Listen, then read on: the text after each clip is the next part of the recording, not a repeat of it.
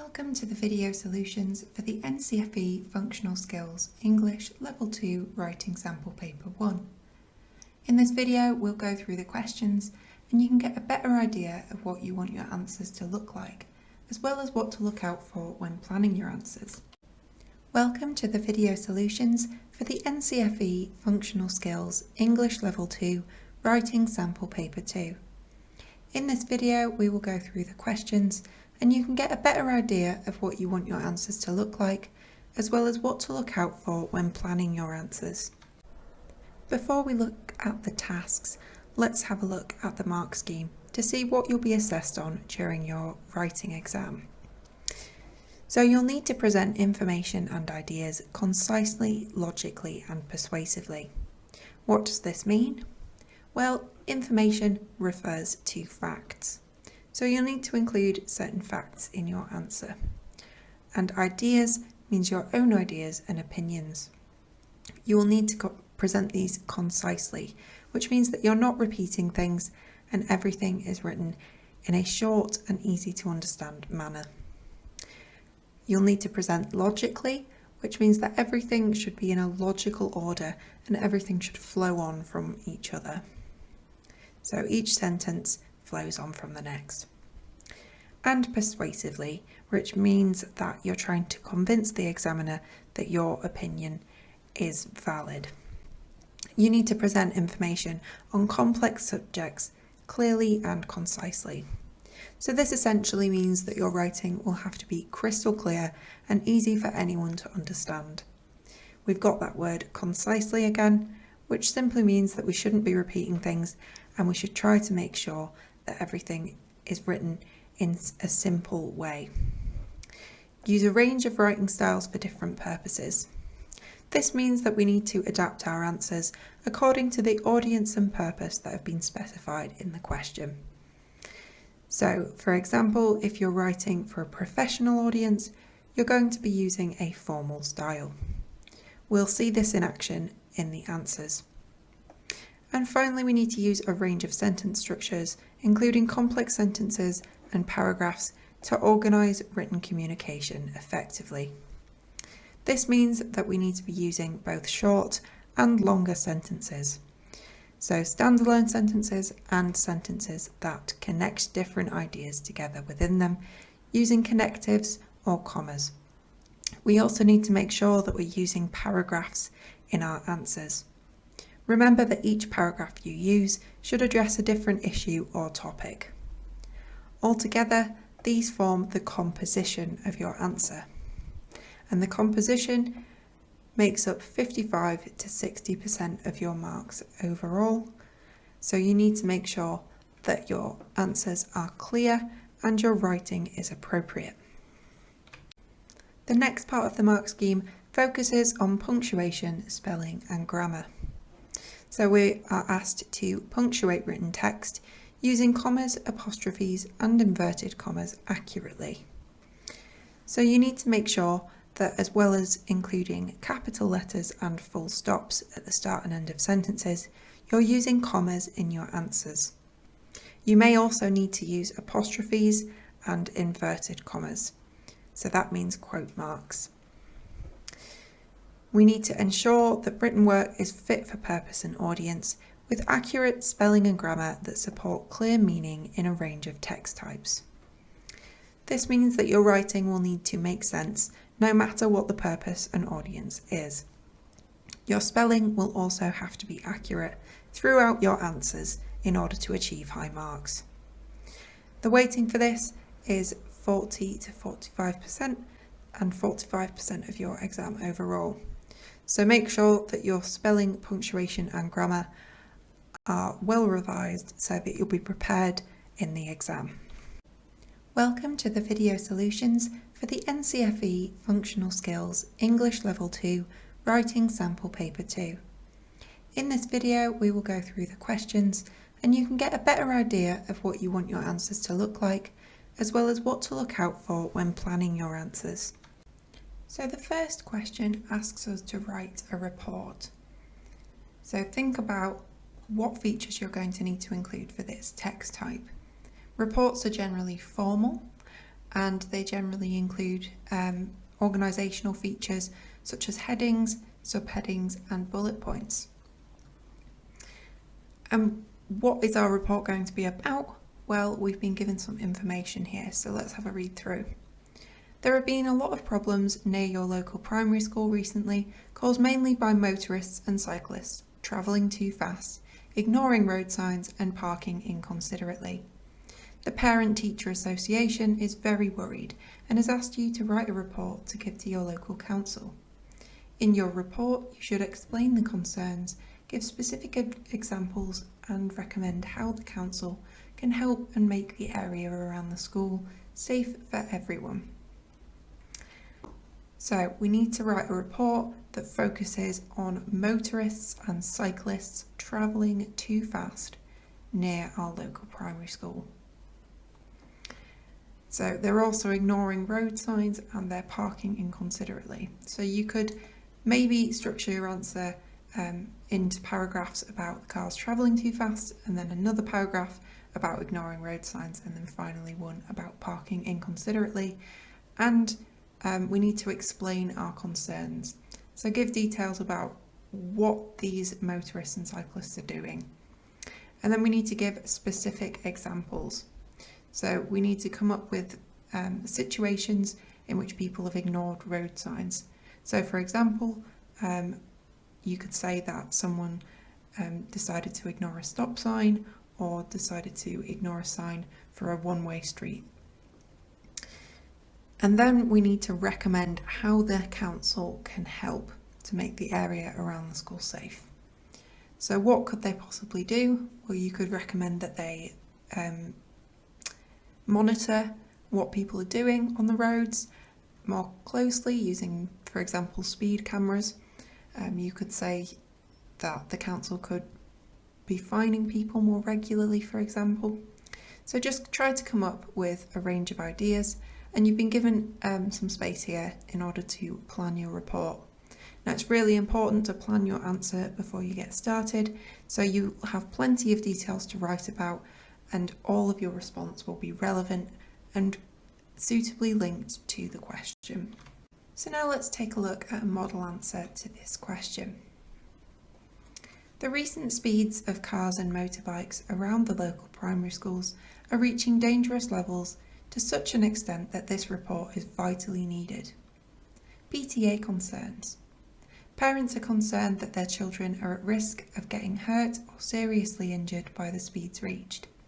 The high noise pollution levels caused by such large amounts of revving engines are disruptive to the children's education, particularly those in Year 1 as their classrooms have windows backing onto the road. For example, at break times or home times, many parents are unable to park close to the school because of the inconsiderate parking of multiple cars in disabled spots, parent and child spots, or on double yellow lines. Teachers have noted that at break and lunch times, motorists continually ignore signs warning of the presence of the school children and speed past the school, creating a high-risk environment for the children. Cyclists are an additional issue, ignoring road signs to remain off the pavement and therefore putting more children at risk at peak times. In one case, a teacher was hit by a cyclist on the pavement and stumbled into the road, not only putting herself at risk, but also putting the children in their care at risk, as they could not be properly supervised.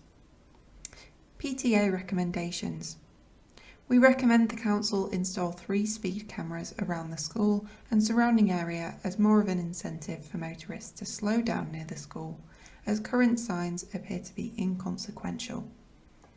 Furthermore, we also recommend additional signs, alerting cyclists that they are passing through a school area and to remain off the pavement, are installed, as well as encouragement to wear high visibility clothing. So now let's consider how this answer meets the marking criteria.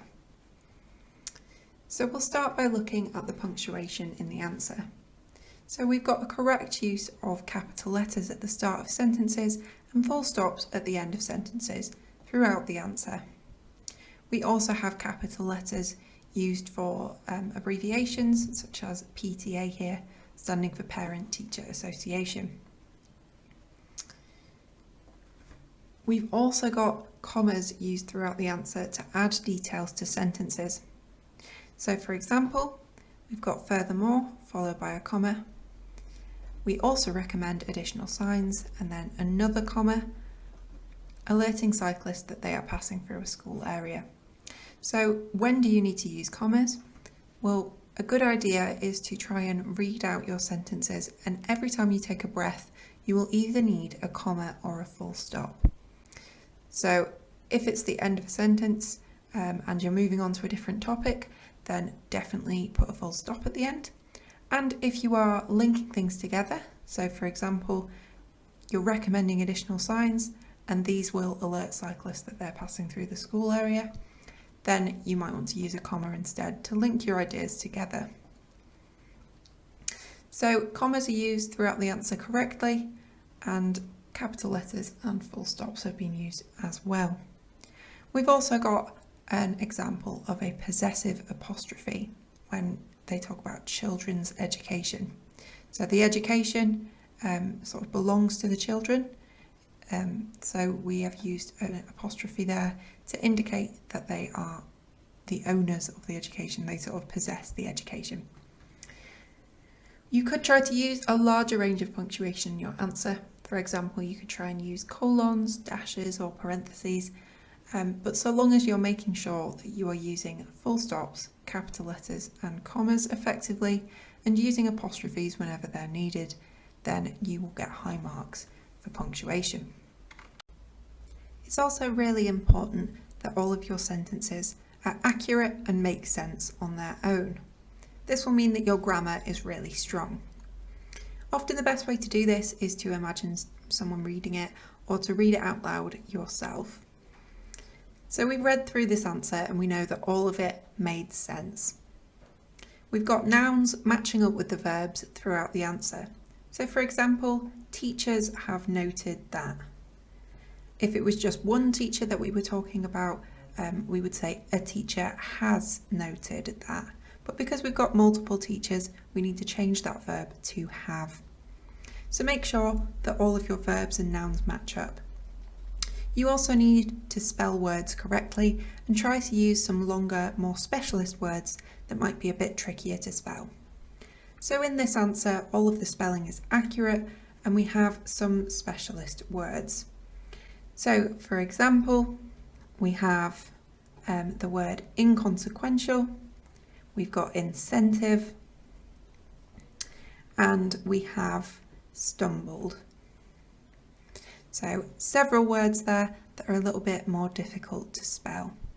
Try to include words that focus on the specialist topic. So for example, revving focuses on the topic of driving. Now we've already identified that this answer is particularly clear. All of it makes sense and good spelling, punctuation and grammar has really helped to make the meaning clear throughout the answer. The answer is also an appropriate level of detail and it's got an appropriate length. So often you'll be given a word count in the question. Here we do not have one. So you should just try to make sure that you are writing enough details to fully answer the question. So we've got quite a few short paragraphs here. You should try to aim for around 4 longer paragraphs or several shorter paragraphs in your answers to make sure that your writing will be an appropriate level of detail to fully answer the question. You need to make sure that any details you're including are extremely relevant to the content of the question that you've been given. So in this question, we have been asked to write about a local primary school and the motoring and cycling issues around there. So for example, travelling too fast, ignoring road signs and parking inconsiderately. And we've considered all of these aspects in the answer.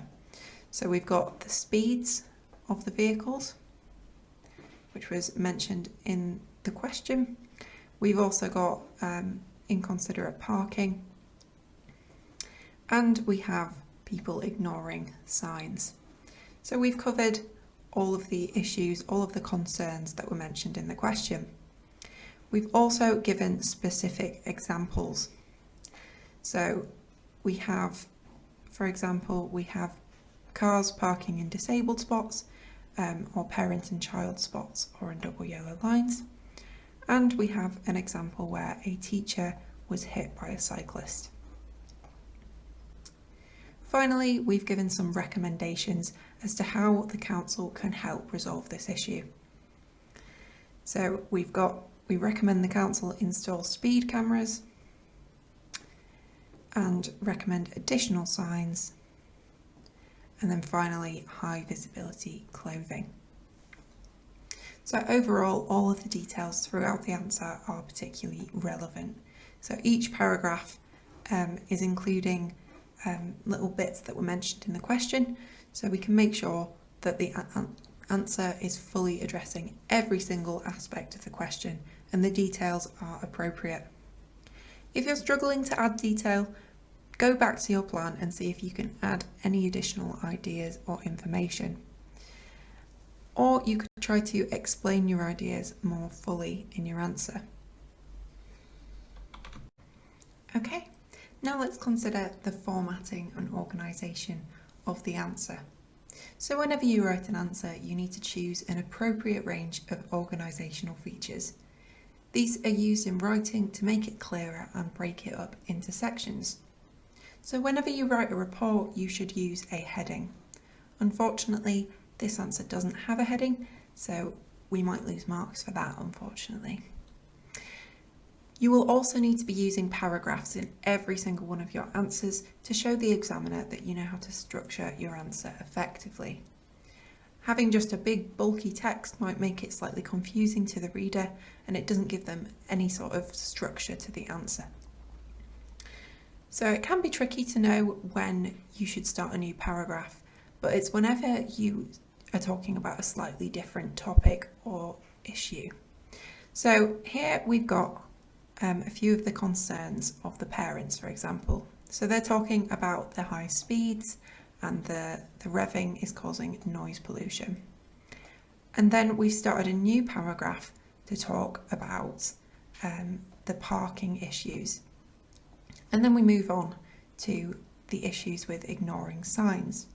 So each paragraph is linked to the topic of motoring and cycling, but each one is talking about a slightly different issue. You should also try to use subheadings in a report. So for example, we've got PTA concerns here, and then if we scroll down, PTA recommendations as well. This is a really great way to structure this answer. So we've talked about all of the different concerns, all of the different issues that are going on, and then we've given some potential solutions to these problems. You could try to use a few more organisational features in your answer. It's common for reports to include things like bullet pointed lists or tables to present statistics about issues. But overall, this answer is mostly satisfactory in terms of formatting, and it would get reasonably high marks. Your answer also needs to be cohesive. So this means that all of your paragraphs need to link up effectively, and all of your sentences need to flow on from each other in a sort of logical way that links them together. So, for example, if we take a look at this paragraph here, it says cyclists are an additional issue, ignoring road signs to remain off the pavement and therefore putting more children at risk at peak times. So we've identified that cyclists are an issue because they ignore road signs and this puts children at risk. And then we have moved on to give an example of a cyclist ignoring road signs and putting children at risk in the next sentence. So we've got the teacher being hit by the cyclist, and this is putting her at risk and also putting the children at risk. So we've linked these sentences together, explaining that the cycling issues put children at risk and then giving an example of this. So try to make sure that in your answer you are linking all of your sentences closely together and everything flows in an order that makes sense. We've already talked about how this answer addresses the concerns and then moves on to recommendations. And we talked a little bit about how each paragraph addresses a slightly different point. make sure that you are trying to replicate this in your answers. Another good way to make your answers cohesive and make sure everything links up is using connective words. So, for example, we have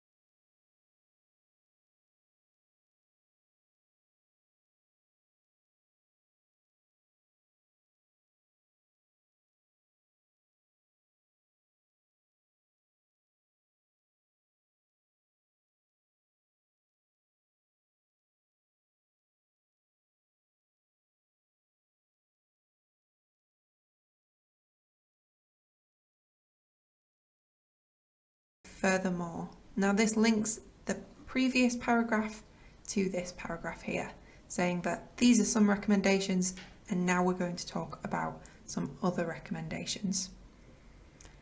Then we've also got as well as used here to add some additional information here. So try your best to use connected words in your answers. This will help you to link up different ideas together, either adding ideas or contrasting your ideas with words like but and however.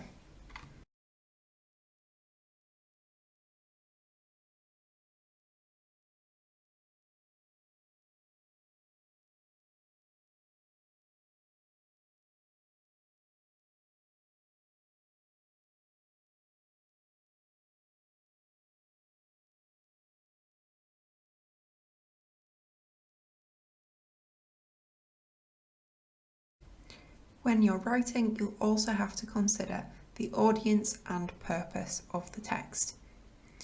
So when you first get your question, you want to identify a few things.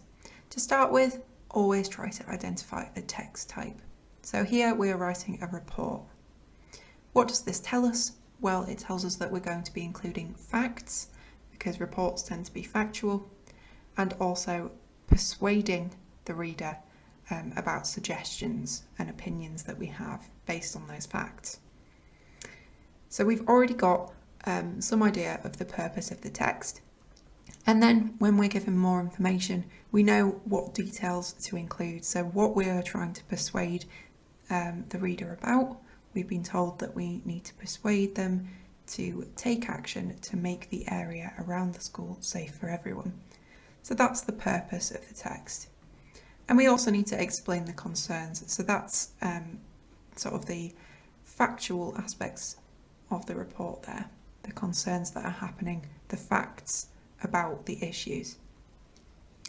We also need to look for the audience in the question. So here we've been told that the audience is the local council. What does this tell us? Well, it tells us that we're going to need to write formally. Because the local council is a sort of professional body, our writing needs to be formal and respectful throughout. We're not going to write this as if we're writing to a friend. So if we take a look at the answer, we can see that it's really well suited to the audience and the purpose of the text. So it's focused on the issues of the cars and motorbikes and cyclists throughout the answer. It's also suited to the audience because we've got some formal words and phrases in the text. So we've got, for example, we recommend the council install 3 speed cameras, and then we've got some words like more of an incentive. So these sort of formal, sophisticated phrases. We don't have any slang words or any contractions, so no words like can't, won't, don't throughout the answer. So we know that it's a really formal text and it's respectful to the audience of the council.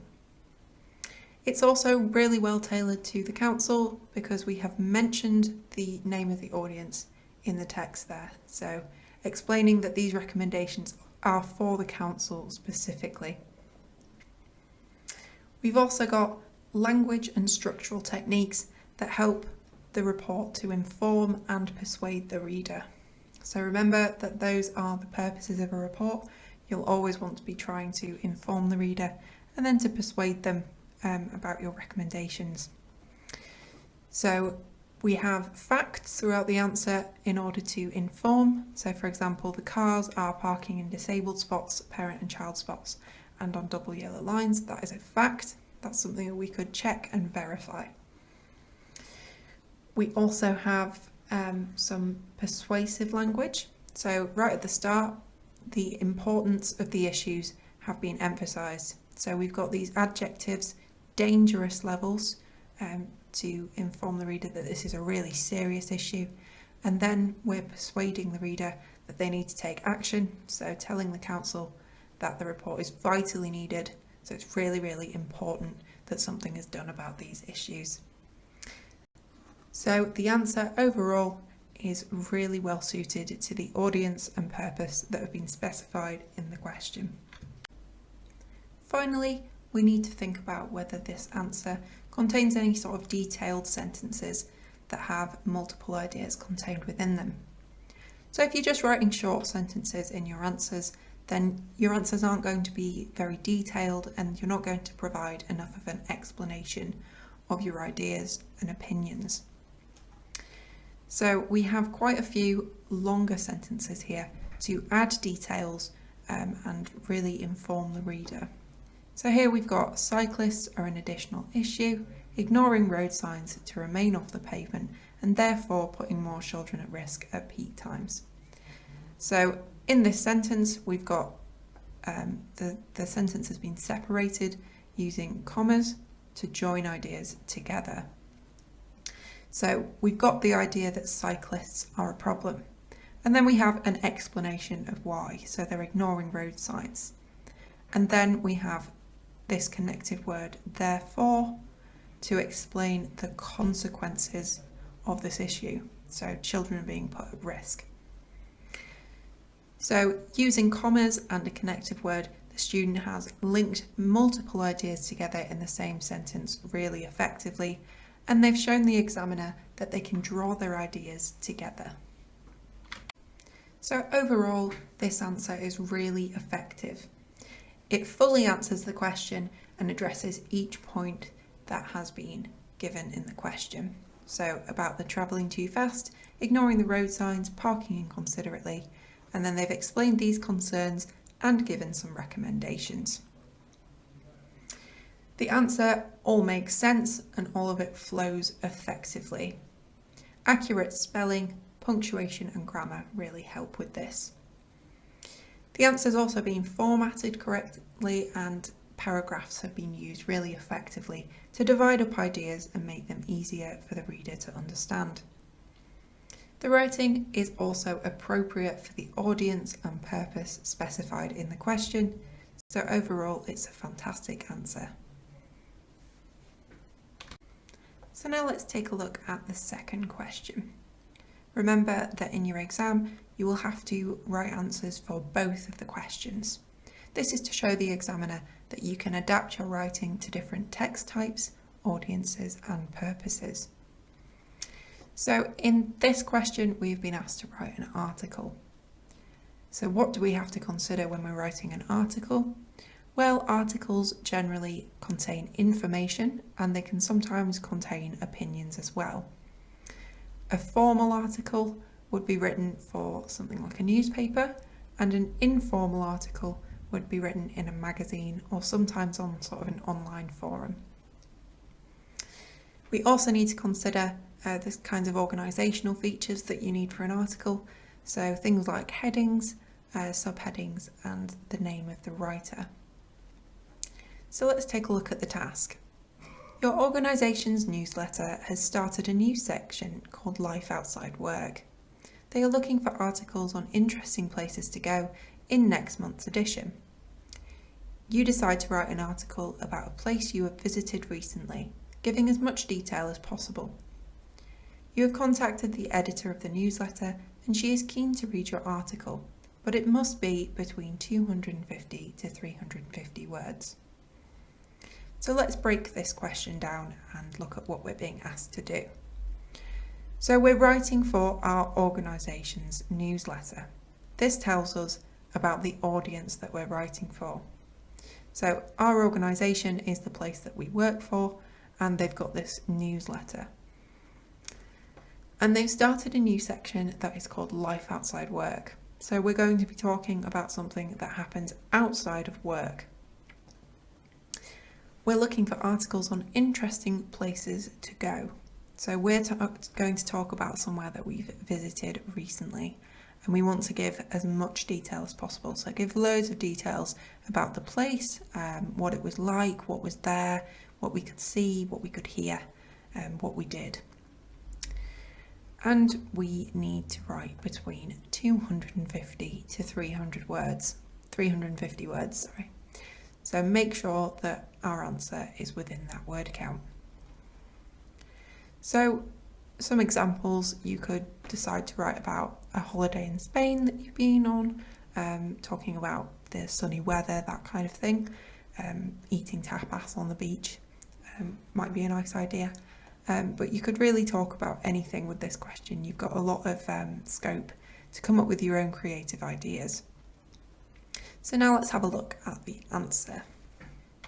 Aberystwyth, Wales, the perfect place for a life outside work.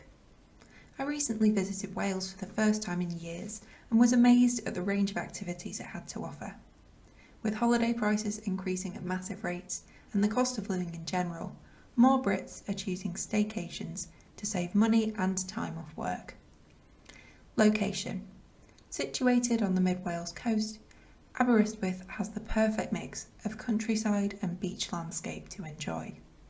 It feels isolated enough from major cities and other towns to be a peaceful escape, but it is connected enough to not feel like the middle of nowhere. Cardiff is only an hour away. Places to visit. Whether you're a nature lover or prefer to spend the day inside, Aberystwyth has something for everyone. Visit the nature reserve bogs nearby for some bird watching on the weekend, or take your pick of the many coastal walks surrounding the town. Additionally, the beach stretches from either end of the bay, so rock pooling and surfing are options in summer. There are castle ruins within the town, as well as 2 museums and a wide variety of restaurants and bars, so you can sample cuisine from a different country every night. What's on? There are events throughout the year in Aberystwyth for all to enjoy. Here are just a few. July 2nd to 4th, Summer Fete. October 29th to 31st, Halloween Festival in the Town Hall. December 1st to 23rd, Christmas Market on the seafront, and many more. So consider a staycation this summer. Save money and time by getting the direct train from Birmingham and make the most of your time off work in Aberystwyth. So what makes this a good answer? Let's start by taking a look at the punctuation that has been used. So every single sentence begins with a capital letter and ends with a full stop. We've got capitalisation in the title to align with the Life Outside Work title that we've been given, and also we've got capitalisation of proper nouns. So here we've got some places, we've got Aberystwyth and Wales. We also have capitalisation of other locations such as Cardiff, and we've got capitalisation of the subheadings here to make it really clear that they are separate from the rest of the text. We've also got the correct use of commas in the answer. So commas have been used to add additional information and allow the reader to take a breath when they're reading. So with holiday prices increasing at massive rates, then we've got a comma and a connective word to add some more information. So, and the cost of living in general. So we've got a separate clause there, a separate part of the sentence. More Brits are choosing staycations to save money and time off work. So commas have been used really well there to separate the different parts of the sentence, separate the different bits of information that we're getting here. We've also got a dash used at the top here to separate the two parts of the title and link them together. And then we've also got a dash that's been used here to add some additional information. So it doesn't feel like the middle of nowhere, and then Cardiff is only an hour away. We've got a exclamation mark that has been used here to add emphasis and emotion. So it's to make the reader excited about the location. We've also got the use of a colon to show that the location is what we will talk about in this next paragraph. So to separate the subheading again from the main body of the text. Finally, we have a question mark that has been used here to address some questions that the reader may have. So if the reader might ask, what can you do there, what's on, then we've got the answer to this using another colon here to create the start of a list, a bullet point list there.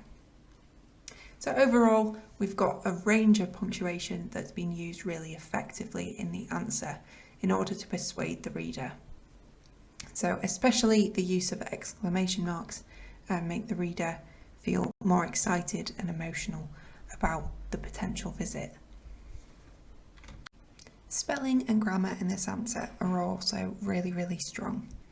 So we know that the grammar is strong because we have read through the answer and absolutely everything made sense.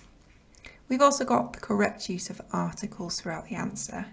So we've got, for example, the beach referring to a specific beach on the Aberystwyth coast, and then we have a wide variety of restaurants.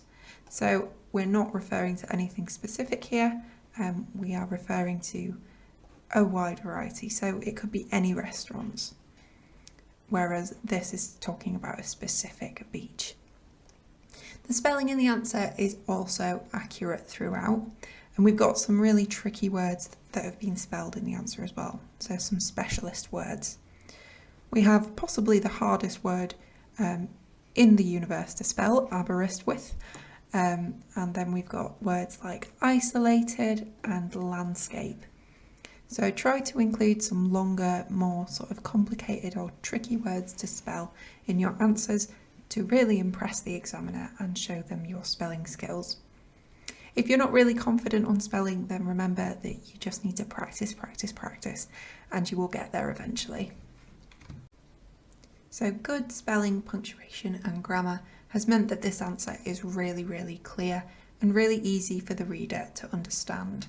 We know exactly what each sentence is talking about and what each sentence is telling us. It's also an appropriate length and it's got appropriate details that have been included throughout. So remember that in the question we were given a word count here of 250 to 300 words, and this answer is an appropriate length to meet that word count. It also includes appropriate details. So remember that we were told to give as much detail as possible about a place that you have visited recently. And we've definitely done that in this answer. So we've identified a place to visit and then explained in a lot of detail what the place is like. So we've explained the location, what the area is like, the surrounding areas. We've explained places to visit, so things that you can do when you visit there, such as coastal walks, visiting the museums, and going to restaurants and bars. And then we've given some events that are coming up as well. So we've included lots of relevant details in our answer. Now let's think about how the answer has been formatted and organised to make it really clear to the reader. So the formatting and organisation of this answer is particularly impressive. So we know that we've been told to write an article. So make sure that you are fully aligning with the text type. An article needs a title, and we've got one at the top here. And it's also really useful to include subheadings to break up your answer into different sections and show the reader what each part will be about. We've also got some bullet points that have been used here to show different dates for the events. These are really effective in helping to break up these events and separate them from each other to create a list.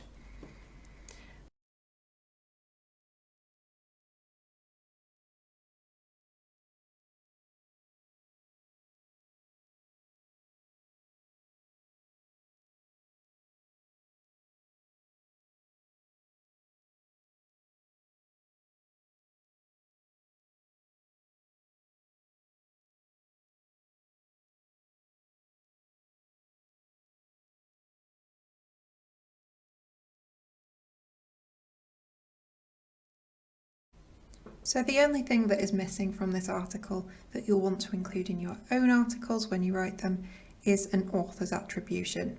So either at the start or the end, you would add by and then your name, or come up with a random name as the name of the writer. We've also got paragraphs that have been used effectively throughout the answer. So each paragraph is talking about a different thing. So we've got the location being spoken about in this one and places to visit in this one. So that's a really good way of dividing up different ideas and information within the answer. And it makes it really easy for the reader to read and understand. It's broken up so it doesn't look like a huge, scary, daunting chunk of information.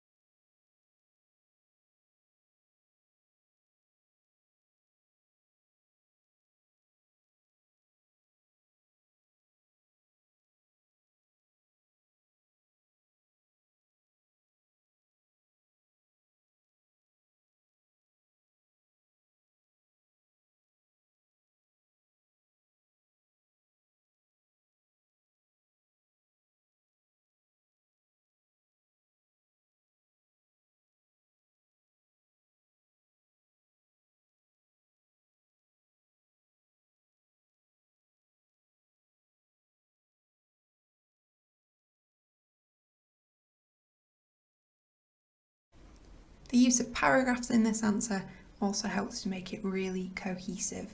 So everything is joined up and all of the ideas flow effectively. So we've started with an introduction to the place that we are going to be writing about. So we're talking about Wales, and the heading has given us an indication of where we're looking at specifically, so Aberystwyth. And then they have given a brief explanation as to reasons why you might want to choose to go there. So it's cheaper to go there, and lots of Brits are choosing to do these similar staycations in order to save money. Then we have gone on to talk about the location, so explaining to the reader where this place is really important to do before we go to talk about things that you can do there and the places that you can visit. And then we have some events that the reader might be interested in before we've got this little conclusion at the end that encourages the reader to go to Aberystwyth. So overall, all of the paragraphs are sort of linked together. They're all about the same topic and they flow from each other in a really effective order with an introduction and a conclusion. It can be really helpful to include an introduction and conclusion in your answers to help you structure them effectively. The sentences in each paragraph also flow on from one another and are linked together really well. So for example, in the third paragraph here, we've got all of the same sentences about places to visit and things you can do. So saying that nature lovers or people that like being inside can really enjoy Aberystwyth. And then linking that to the next sentence, we have another mention of nature. So you can go to these nature reserve bogs if you like nature, or go bird watching or on a coastal walk. And then for people that prefer to stay inside, we've linked that to another sentence down here, saying that there are castle ruins that you can explore and museums as well as restaurants and bars. So some indoor activities as well. So altogether, everything is linked together really effectively and everything follows in a logical order. As well as having a really clear structure, this answer is perfectly suited to the audience and purpose that have been specified in the question. So we know that the audience is our organisation, so people that work in the same place as us. And it's about life outside work, and we are writing about a place that we've visited recently. Because it's an article, we're going to have to give some information and maybe include some opinions as well. Because we're writing about a place that we visited, it's likely that we're going to get quite a few opinions in the answer here. So we want to persuade the reader to go and visit this place. We want to persuade someone from our workplace. The writing is quite formal because if we're working with these people, then we need to remain somewhat professional throughout. So we've got standard English that has been used throughout the answer, but it is also slightly informal, slightly more conversational, because we are trying to persuade them to go and do something outside of work, and a little bit less professional, just going on a nice trip away. So we've got things like exclamation marks that just make it a little bit more informal, a little bit more conversational with the reader, a little bit more chatty. It's also really well suited to the purpose because we have picked a location and then we've described it in detail, focusing on all of the merits of the place. We've got lots of persuasive words. So for example, we've got this persuasive fact here that other Brits are choosing to do these staycations and it saves you money. Very persuasive fact there. And then we have other persuasive words. So we've got persuasive adjectives like peaceful to describe the location, and we've also got sort of a listing of lots of different things that you can do there that is quite persuasive for the reader. So no matter what they prefer to do, there is something for everyone. So overall, this answer is really well suited to the reader that it's intended for, and also to the purpose that we've been given in the question. Finally, you want to be trying to use some more sort of longer, more detailed sentences in your answers to show the examiner that you can link different ideas up together. So for example, we have with holiday prices increasing at massive rates, and the cost of living in general, more Brits are choosing staycations to save money and time off work. So we've got lots of different ideas that have been connected effectively there. We've explained why British people are choosing to go on these staycations, because holiday prices are increasing at massive rates and there's a high cost of living at the moment. So as a result, these staycations will help them save money and take less time off work.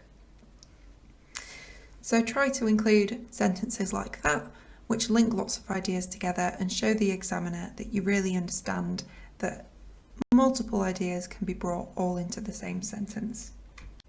So overall, this is a really great answer. Spelling, punctuation and grammar are really, really strong, and that helps to make the answer crystal clear for the reader. We've also adapted to the audience and purpose really, really well and focused on the question. We've got quite a lot of creative freedom with this answer, so we've been able to include a range of details, including the location, places to visit and what's on. And we have an introduction and conclusion to really structure the answer effectively. We've also used the right formatting features, so we've got things like subheadings and a heading that are suited to the text type of an article. So overall, a really great answer, and you should try to sort of replicate this sort of answer in your exam. Think about all of the different things that we've considered throughout the sort of analysis of this answer. If you've already written your own answer, try to sort of change it and adapt it to see if you can make it stronger, and if you haven't, have a go at writing an answer to this question.